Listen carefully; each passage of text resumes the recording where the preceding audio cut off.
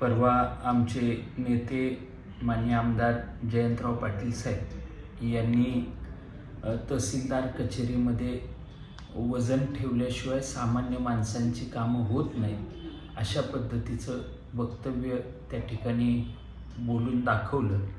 याच्या विरुद्ध खऱ्या अर्थानं सामान्य माणसांच्या अडचणी सोडवण्यासाठी अनेक माणसांच्या तक्रारी साहेबांच्यापर्यंत आल्या होत्या की तहसीलदार कचेरीमध्ये आमचं काम करत असताना वजन ठेवल्याशिवाय आमची कुठलीही कामं होत नाहीत अशा अनेक तक्रारी साहेबांच्यापर्यंत आल्या होत्या आणि ते खऱ्या अर्थानं साहेबांनी बोलून दाखवलं।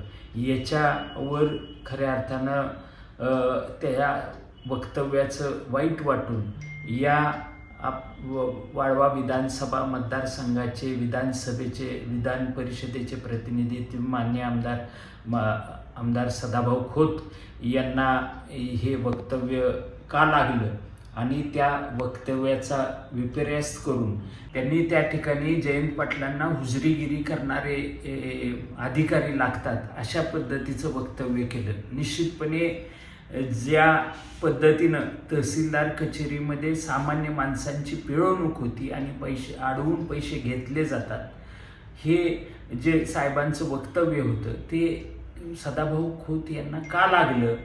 का त्यातला जो तहसीलदार कचेरीतला मलिदा आहे तो त्यांच्यापर्यंत जातोय आणि त्याबद्दल त्यांना वाईट वाटतंय। खऱ्या अर्थानं सामान्य माणसांची अडचण ही खऱ्या अर्थानं सोडवण्यासाठी नेहमीच साहेबांच्या माध्यमातून आमदार जयंतराव पाटील यांच्या माध्यमातून साहेब या ठिकाणी प्रयत्न करत असतात, पण याचा विपर्यास करून खऱ्या अर्थानं सदाभाऊ खोत यांनी काही वेगळी वक्तव्य करण्यासाठी केलेली आम्हाला बघायला मिळतात। परवा जे आंदोलन दिल्लीमध्ये चालू आहे विद्यार्थ्यांचं, त्याच्याविषयी सुद्धा सदाभाऊ खोत यांनी त्या ठिकाणी ते विद्यार्थी दहशतवादी आहेत अशा पद्धतीचं वक्तव्य केलं होतं।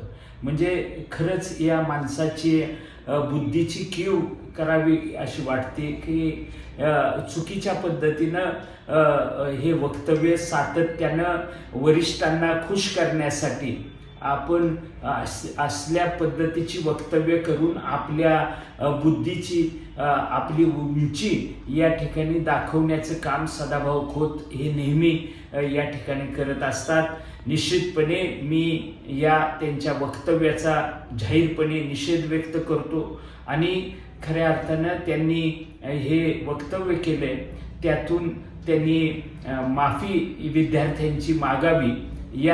या सगळ्या प्राप्त परिस्थितीमध्ये त्यांचं वक्तव्य हे खऱ्या अर्थानं सामान्य माणसाला चीड आणणारे आहे, विद्यार्थ्यांना चीड आणणारे आहे आणि सामान्य माणसांचे प्रश्न सोडवण्यापेक्षा खऱ्या अर्थानं ही वेगळ्या माध्यमातून ही सदाभाऊ खोत यांची वाटचाल या ठिकाणी चाललेली आम्ही बघतोय।